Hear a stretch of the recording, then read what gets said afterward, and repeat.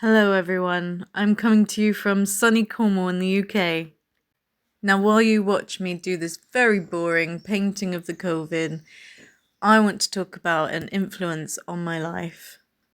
Somebody who encouraged me never to stop learning.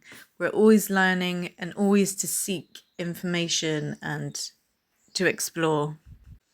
And this guy, he was my first head teacher. And we used to have assembly with him at least once a week. And each week he would read out poems to us, usually a couple of the same ones, and then maybe a fable. And he would always bring stories of his own life into it and the lessons that he had learned from his parents and the lessons that he was giving to his kids. So, a short one that he always used to use was I hear and I forget, I see and I remember, I do and I understand. And apparently, from what I've researched, it's a quote from the 1960s linked to education, and it's about how we learn and understand things and how that should be utilized for better education and just helping people understand how to help themselves to learn as well. And I think hearing that at a young age, it really stuck in my mind and made me realize the things that I need to do if I want to learn something. And that's always helped me. I've always loved learning, and I've never struggled with it, I've never struggled with learning. Another poem that he really liked was by Rudyard Kipling, and it's called I Keep Six Honest Serving Men. I keep six honest serving men, they taught me all I knew. Their names are what and why and when, and how and where and who. I send them over land and sea, I send them east and west, but after they have worked for me, I give them all a rest. I let them rest from 9 till 5, for I am busy then, as well as breakfast, lunch and tea, for they are hungry men. But different folk have different views. I know a person small. She keeps 10 million serving men, who get no rest at all. She sends them abroad on her own affairs from the second she opens her eyes. 1 million hows, 2 million wares, and 7 million whys.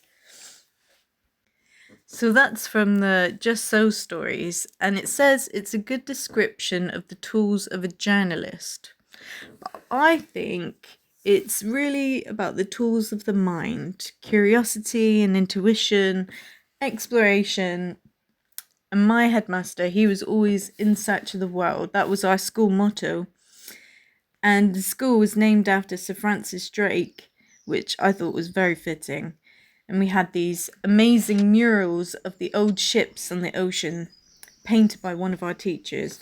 And it was really brilliant. All the strokes of the waves were on it, and yeah, I remember it now, and it was such a visual brilliance, and it was inspiring all by itself as well. That second part of the poem, the she keeps 10 million serving men, a person small, and 7 million wise, that just makes me think of a small child. I don't know if he has a daughter, but that's what it makes me think of. Now, my headmaster, he was a fundraising machine. He was having meetings all over the place all the time. He was always talking to people about new ideas and just searching for new ways to fundraise. And we were always at it. We would have mufti days at the end of every term, which was easy money. It makes sense. I mean, the schools I know now hardly ever have mufti days. What's going on with that? So whenever I'm stuck for ideas on fundraising or I just want something new, I just think, what would he do? What would he do? And usually the answer is talk to people, networking. That was his favourite thing to do, I think. Now, just thinking about the energy that man had to exude, talking to people all day long, and just, he was always enthusiastic, and he took the time to show me things. Like, he would bring me in his office and show me his little trinkets from all over the world. And he was always just quite infectious with that enthusiasm. And I know that I don't have the energy for that, but I can sometimes get halfway there maybe, and I think I'm just gonna gently do it, gently try to network and things like that. And I've got other people doing that kind of thing as well. Now, going back to the poem, I am always in search of these questions: the whats, the hows, the whens, the wheres, the whos. But most importantly, I'm always in search of the whys. I want to know what motivates. I want to know the reasons that things happen and the reasons that people behave the way they do. I find that all very fascinating. Now, our story started when I was pretty young, so like maybe 6 or 7 or something. And he noticed that I didn't smile very much. I was a very serious and conscientious child. It was all about the work for me. We were in school to work. It's not about fun. And so then, of course, he made it his mission to make me smile. And he was always talking to me and showing me things and just trying to get me to give him that smile. I think every teacher wants that reward, don't they? And it's not really normal for a child not to smile, I suppose. Children are innocent and they're happy most of the time, usually. So maybe he thought something was wrong. Maybe he had an inkling that I was not altogether normal. And then the day came. He organised this puppet show. And it was massive. It was in the hall. And it was dark. The room was completely dark. And they had like that glow in the dark paint, and it was really vibrant. And it was sci-fi, spaceships, crazy aliens doing wacky things, being funny. And I remember there was these special effects that they were doing that looked amazing. And especially in the dark, you couldn't see the puppeteers. And I just remember I felt like, whoa, this is amazing. Like, how are they doing this? And so I was just beaming from ear to ear, and he saw that. And I can't imagine how happy that made him. He spoke to me after, and he was so pleased with himself. He was like, gotcha. Because knowing me as well, I probably started resisting smiling too. And I was like, I'm not going to smile. I don't care what kind of efforts you're making. I ain't going to do it. So why was this an important part of my life? Well, because it was always just in the back of my mind. I was always wondering why. Why didn't I smile that much? Why was he so bothered? And eventually I was able to use it to get my diagnosis of autism. Well, it was just a little factor, but it really helps when you have these little childhood moments, because then the psychologist knows that it's been there the whole time. You know what I mean? Now, the guy, he retired at 50 because he was having heart problems or something. So he moved to Portugal. And even then, he was still doing lots of things. And we were sending letters back and forth. And he would always have a project on the go. He was always working. He was always thinking. And I think that really rubbed off on me, because that's how I am as well. Like, if I'm not doing something, my brain just shuts down. And so I have to keep going to, like, I need to feel alive all the time. So I have to keep doing things. So we used to send letters, and in each letter he would always put his smiley face stickers. And he gave me a smiley face badge once.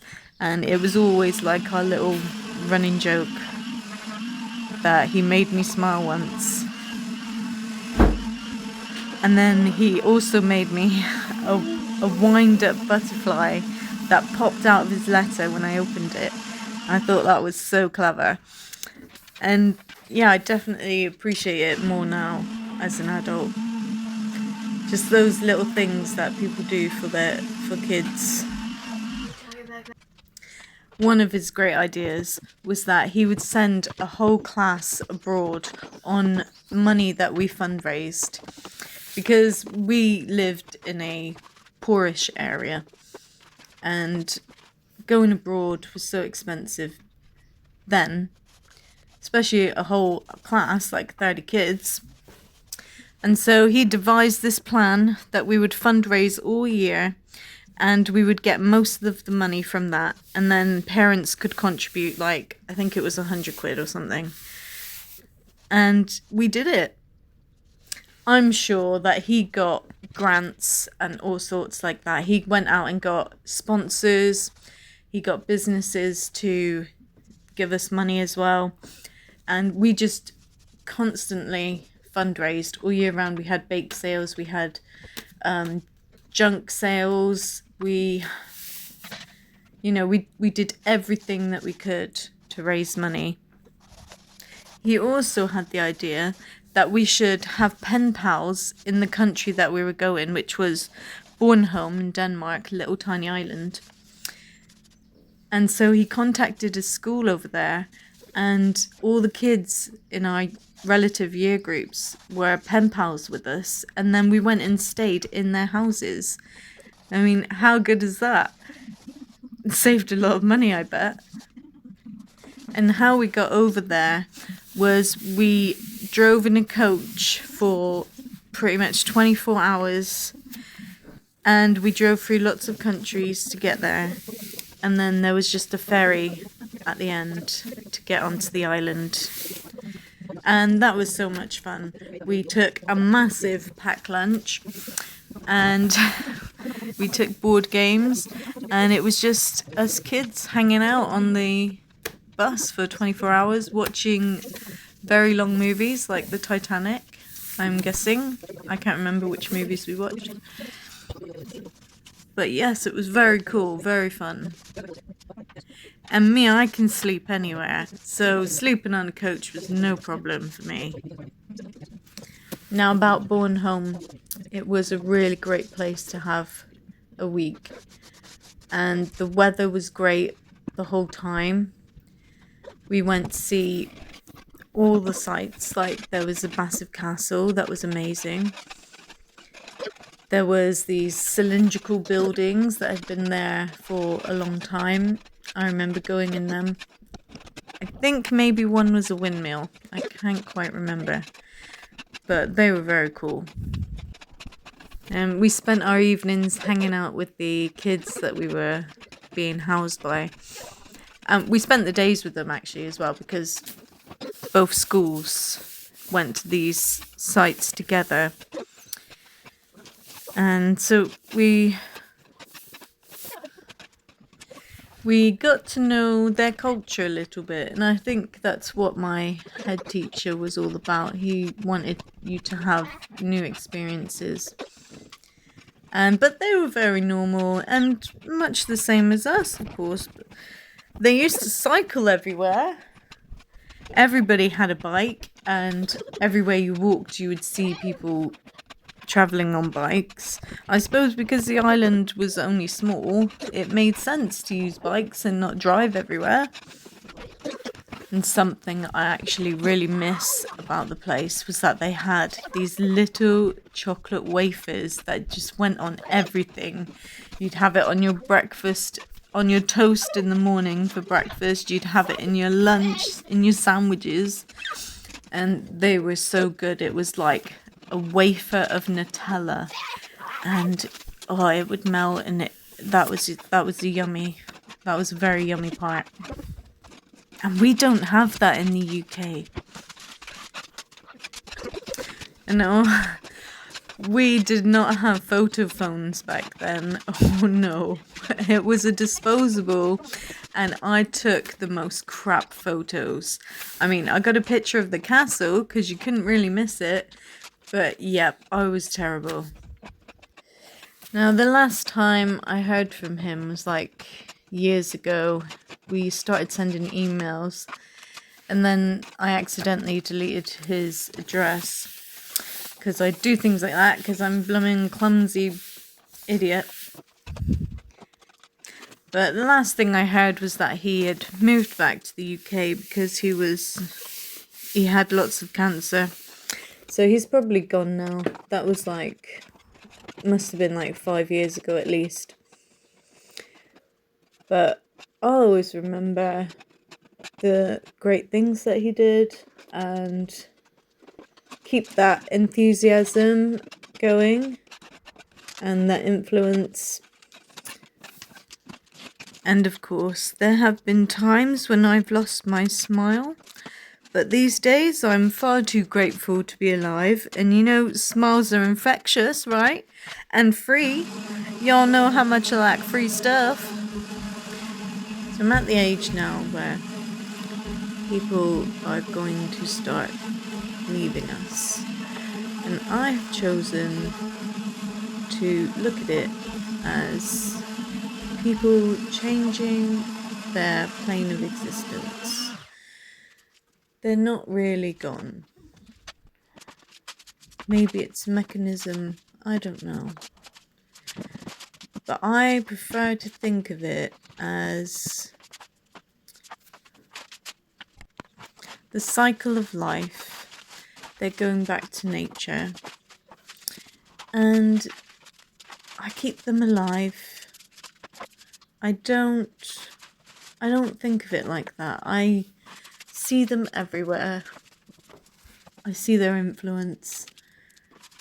And I keep them alive and I remember. And I appreciate what they've given. Now just remember, folks, you're never fully dressed without a smile. And take care.